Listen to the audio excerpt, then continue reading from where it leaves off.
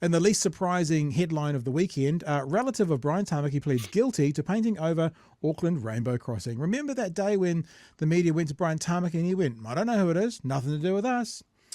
31-year-old man accused of intentionally damaging an Auckland Rainbow pedestrian crossing by painting it white has pleaded guilty. Ford O'Connor appeared in Auckland's district court alongside a full house of supporters, including his grandfather-in-law, Brian Tamaki, of Destiny Church, nearly 3 weeks after the act of vandalism.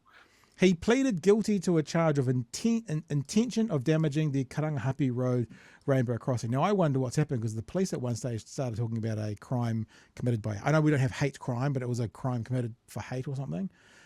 O'Connor was convicted and discharged. He's been ordered to pay $16,000. Well, that's why they can't pay taxes at the church, is to pay for this.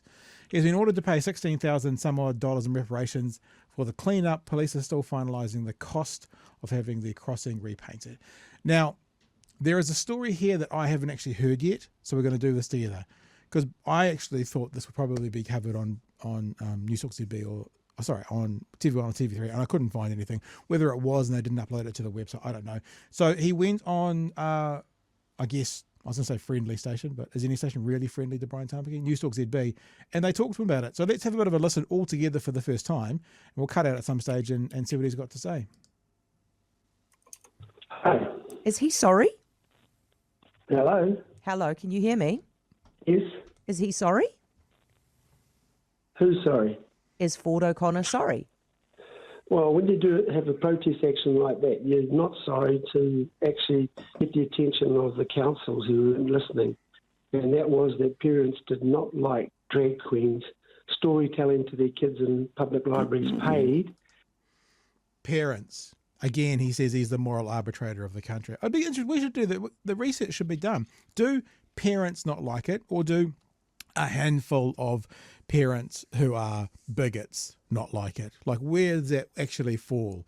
And it's good that Brian Tamaki is saying, it's fine to break the law, cause damage to public property if it's a protest. Okay, we just need to remember that for the next time he comes out against people protesting who may cause damage to public property. I'm not saying I support that, but I'm saying he's saying he supports that.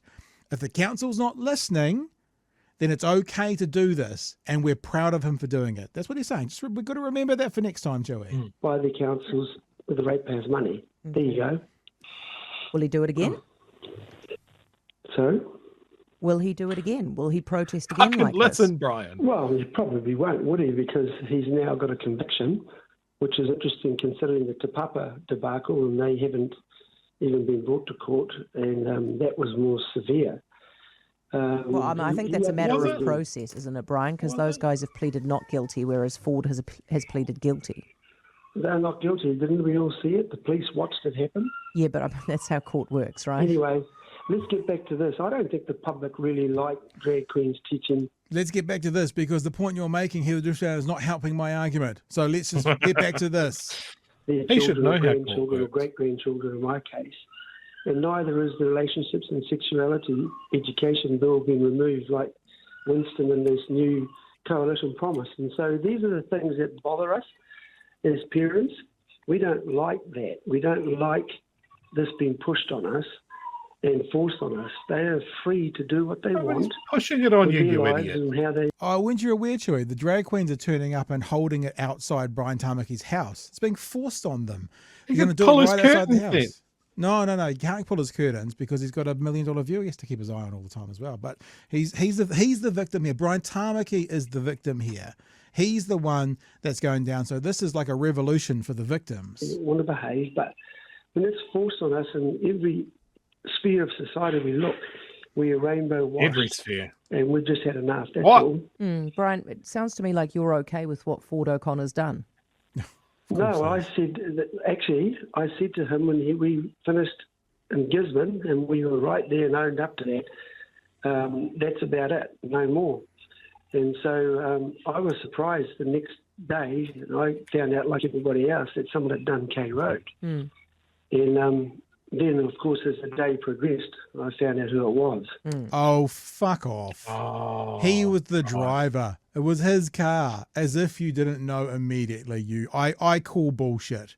My honest held belief, because he's litigious, is I call bullshit on that. So when I was asked early on, I didn't know who did it. Did you tell him off? I was upset because he's the father of my great-grandchildren. Yeah, I was upset because of how it was going to make an awkward position for me. And I did not want him. He's got a clean slate. He's not that sort of boy. He's got his own business. And it's a bad... Well, yes, he is. He did it. He's not that sort of... So he didn't do it. If you're not that sort of boy, you don't do it. He is that sort of boy because he did it. Example for kids, isn't it? Well, yeah, it's not good when you have to go to that extreme level of getting attention of the people you trust to listen to the public, and they're not listening. Can he afford to pay the fine? Well, you know what? We barely got out of the court, and somebody sent $5,000 as a friend, and some other people now are hopping up and saying, hey, we'll pay for this. This is rubbish. They don't like it. This is not right that you should be paying that amount. Brian? Do you intend to tell your followers at Destiny Church to cut this out and stop doing it? Why? Why would we cut it out if they don't cut out all of this nonsense? No, I take your point. You're still upset about something that's continuing to happen, but do you intend to tell your people to stop doing this, or do you expect that more of this is going to happen? Well, I don't know, really. I can't say. I mean, I can't tell people. I can just encourage them to say, well, this is what's wrong in society. This is something that we need to stand up to and be a voice for the silent supporters. I mean, this is part so of silent, fault, though, because the silent supporters who are right now getting a 5-minute plug on New Zealand's largest radio station. If only these guys had an outlet, Chewy. If only they could get their message across there. You guys did it in Gisborne. Right now, everybody's doing what you did. You know what? I reckon that if people now see that somebody is finally standing up to a certain minority group where everybody else is afraid, I think we're doing a good thing for our children's future and for parents.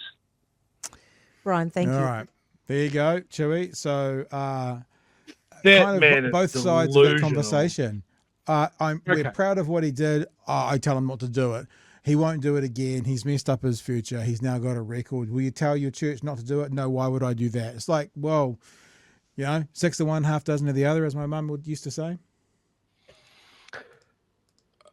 He said he didn't know who he did it, even though it was clearly a copycat attack, and he had no idea who could do it, and all he had to do was fucking ask across the dinner table. Well, look at the car. Look at the person that's married to his